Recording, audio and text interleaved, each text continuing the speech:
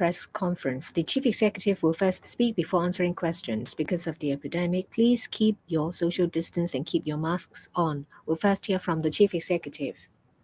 Friends from the media, members of the Hong Kong public, good morning. Today is the last regular meeting of the EXCO of this term of government. In the coming 2 weeks, should there be any emergency situations that require the EXCO to convene a meeting, we will do so. In fact, over the past 5 years, we have met a number of challenges. It has somewhat upset our regular work. For some reason, sometimes the EXCO was not able to convene regular meetings. But all in all, we have convened about 220 meetings, including regular Tuesday meetings and some special meetings. The number of meetings convened is similar to the previous term of government. I'd like to thank every member of the EXCO, especially non-official members. The chief executive to meet the media before EXCO meetings gives the chief executive a chance to address issues and respond to media inquiries on things that happen in Hong Kong. Every time when I stand here, I am very willing to answer your questions. I'd like to say a few things first.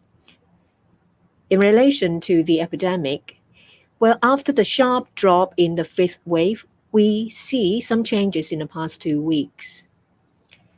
About 2 or 3 weeks ago, we saw number of positive cases about 200 to 300 per day.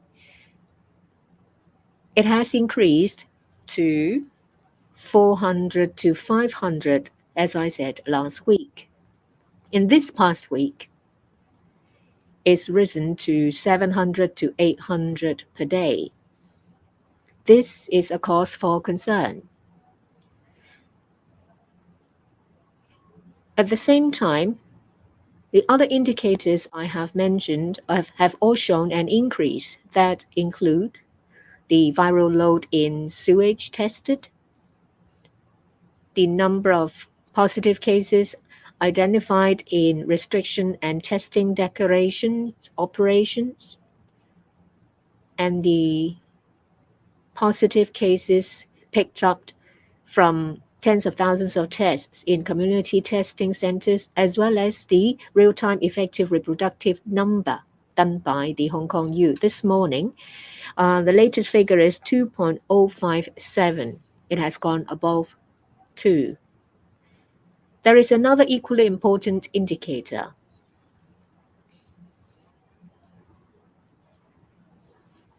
Are there more serious conditions or admissions from the increased number of positive cases?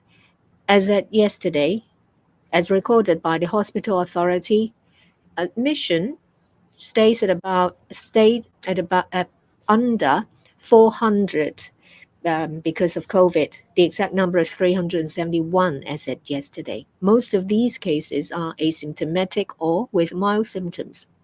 Serious or critical condition cases account for 22 out of 371.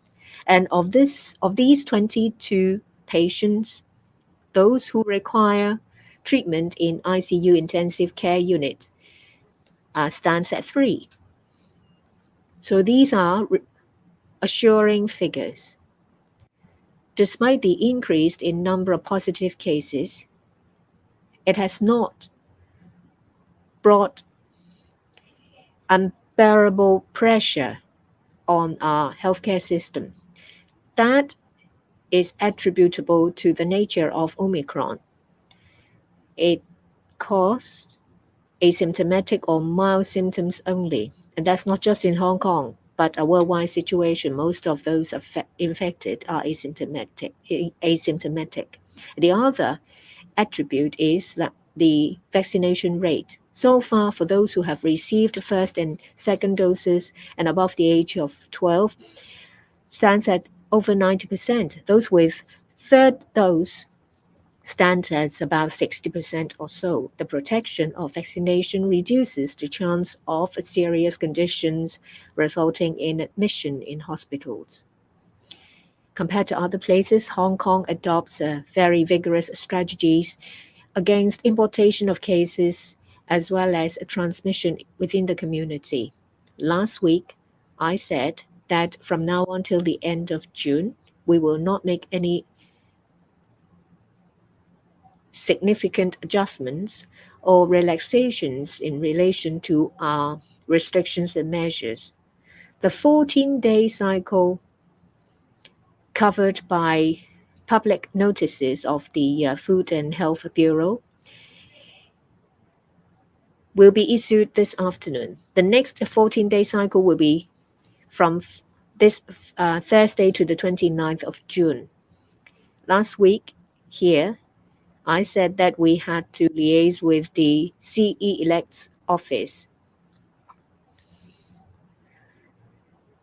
When it's time to make a new announcement by this term of government, it will straddle over the 1st of July. It will be another 14-day cycle. Whether there are any changes or changes to the number of days cycle covered by the cycle, it is for the new government to decide.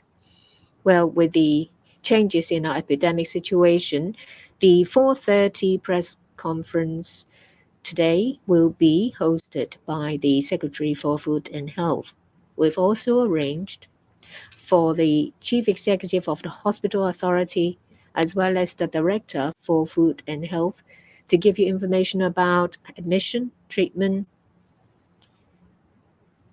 as well as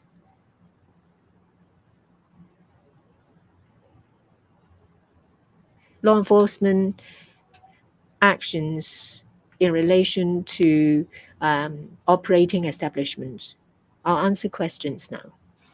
The floor's open for questions. If you'd like to ask questions, raise your hand. When you're identified, tell us your media outlet and use the microphone we give you. Please limit your number of questions to 2. No supplementary questions. The report at the front. Good morning. I'm from Phoenix TV.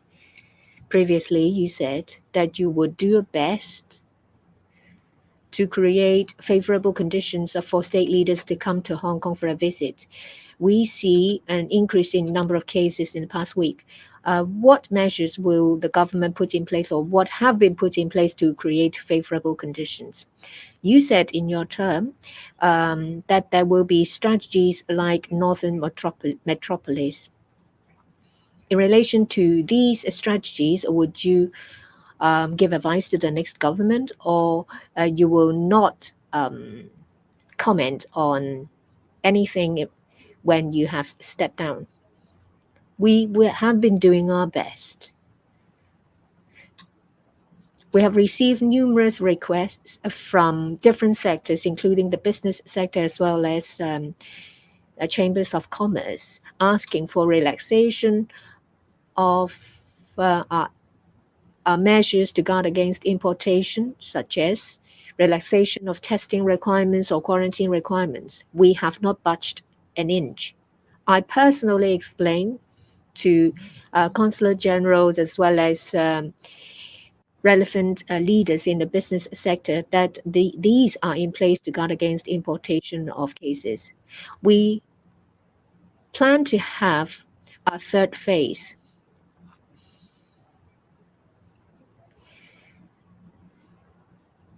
Well, despite the increase in number of cases, and as long as it will not bring pressure on our hospital and healthcare system, we will not implement the third phase. Some people have been disappointed by this because they thought that in the third phase they could organize large-scale activities, say, for example, in celebration of the anniversary for hosting 120 people. But that would not happen. We would step up our public education, our efforts to boost vaccination, as well as our law enforcement action. Every day we announce our law enforcement action information. We ask for the support and cooperation from operators of establishments. If the situation deteriorates, we might need to impose further restrictions, and that is something that we don't want to see.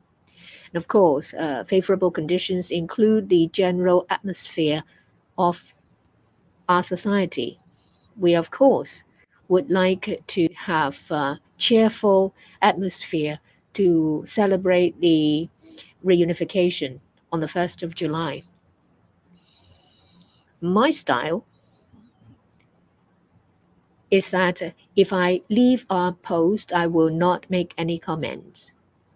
As you have seen that after I've left a post, I did not comment on any relevant matters. Well, in the past 40 years, when I left a post, I move on to a post that is of a higher level. So still, these things are still under my purview.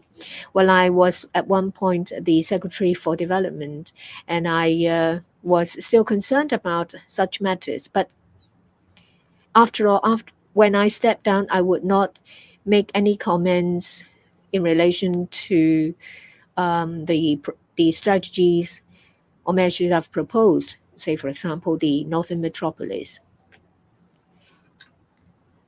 Good understanding is important. If there are youngsters or schools who would like to ask me about my mentality when I propose the Northern Metropolis, if they would like me to give a lecture or give them some further information or take them to a site visit of the beautiful area of the Northern Metropolis, I would be happy to do so, but everything will be done in a very low-key manner.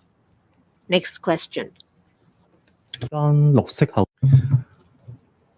lady in green in the middle.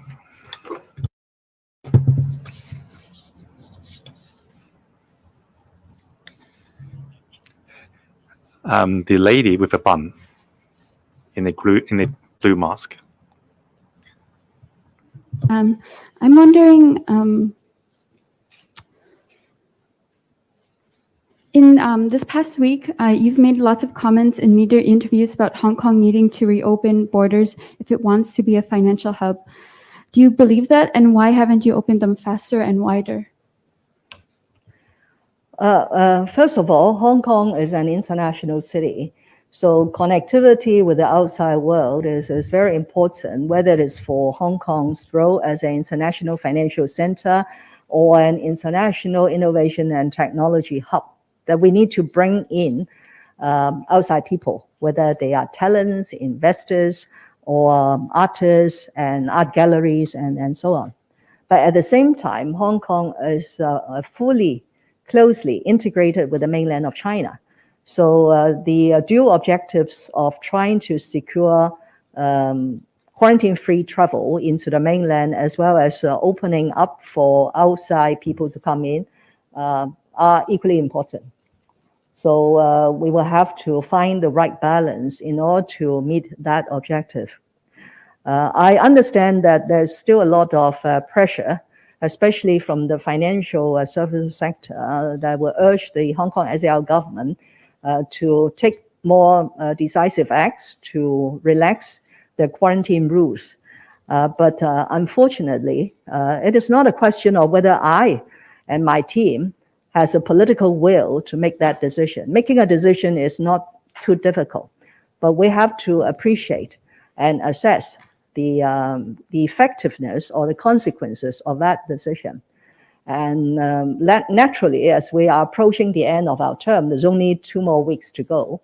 If we were to relax the quarantine rules tomorrow, but then in 2 weeks' time, the new government decided that perhaps this need to be reverted to a more tightened approach, that would create a lot of confusion.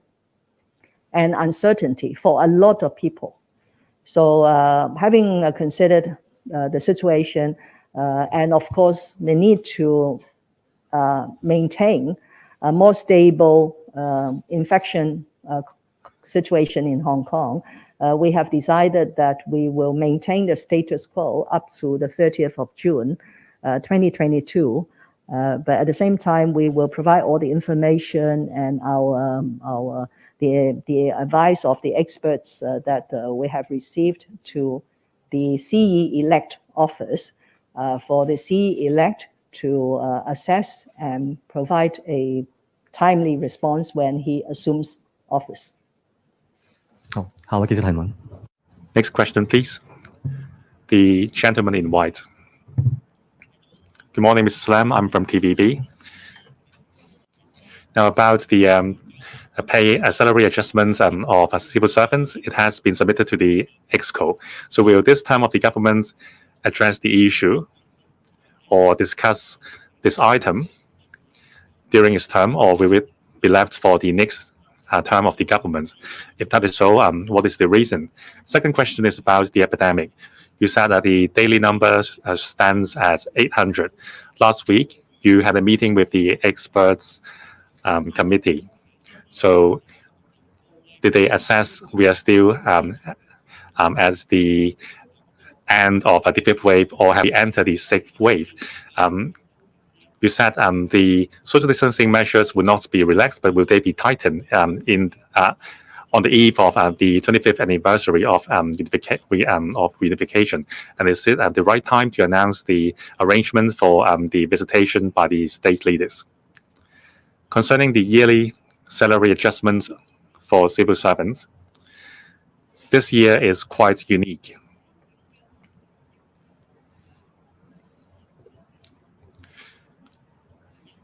We have carefully considered all the 6 factors. Every year, we would analyze the 6 factors which are interrelated.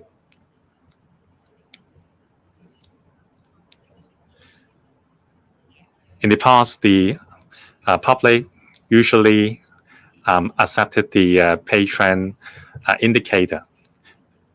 That is comparing the salary for the upper, middle, and lower salary bands in the private market.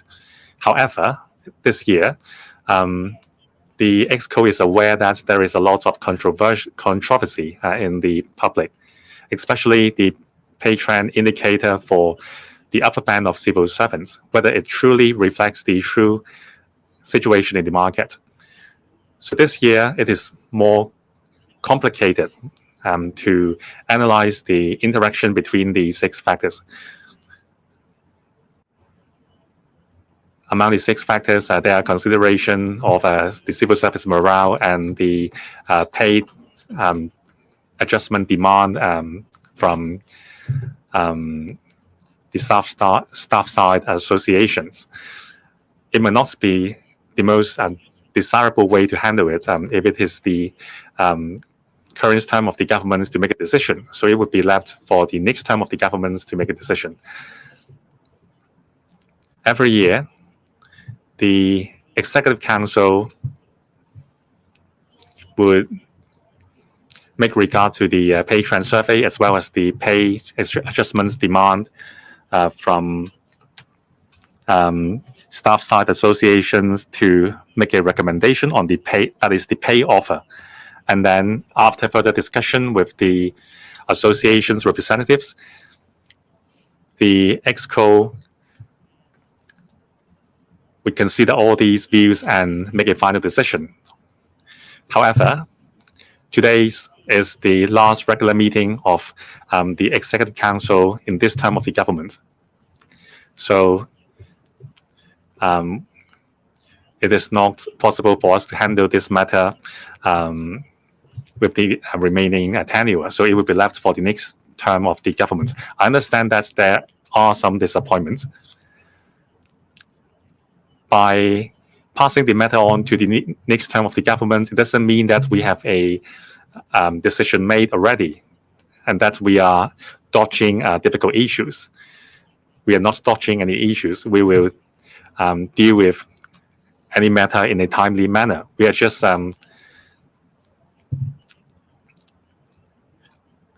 allowing the next term of the government to make decision on a crucial matter which would affect the governance.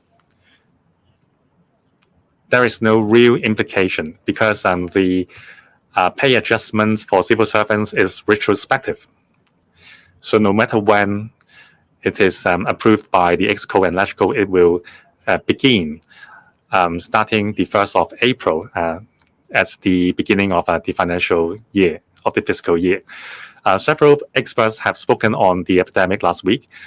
They told the public there is no cause for concern. If you look at situations in our neighboring places, once you relaxed social distancing measures, it would cause a rebound because of the high transmissibility of Omicron. So far, our speed of a rebound is not exponential.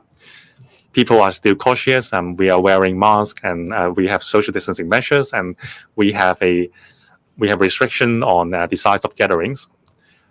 More than 1 million people are doing RATs every day, including teachers and students who go back to campus, as well as carers and elderly people in residential care homes. For the civil service, some 60 to 70,000 civil servants, because of the nature of their work, have to do a RAT every day. That's the case for me as well. So it allows us to keep the infection number under control. As I said, until the 30th of June, we will maintain status quo. In this afternoon, the Secretary for Food and Health will issue a notice to extend all the social distancing measures for another 14 days. That is at midnight, 29th of June. After that, well, our team have got in touch with the Chief Executive-elect's office.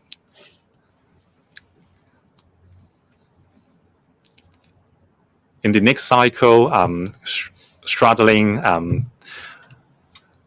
over the 30th of June and the 1st of July, well, we cannot have a vacuum. If there is a vacuum, then the 599F restrictions will be all gone. So that is unacceptable. So will that affect the activities on the 1st of July? Well, there are a lot of activities under preparation. Provided that we all follow the social distancing measures, it will not have much effect on the activities. Concerning the visiting arrangements of state leaders and the timing when we would announce it, as I'm not in a position to give you any replies today. Questions from the last reporter, the lady at the front. I'm from Dot News. In your 5-year term, Hong Kong has gone through a lot, and you yourself and the government have faced challenges. What's your assessment of your achievement? What's your biggest sacrifice? Thank you. This is not the occasion for me to talk about my personal feelings, but you might have noticed that I have done a number of interviews with the media, and in the coming few days there will be a few more. So please go through what I've said in those media interviews. This occasion is to address issues close to the heart of the government. This is the last pre-EXCO media session. I'd like to thank media organizations of Hong Kong for coming here every week to ask me questions. And I wish you all the best and good health. Thank you. That's the end of today's media. See you soon.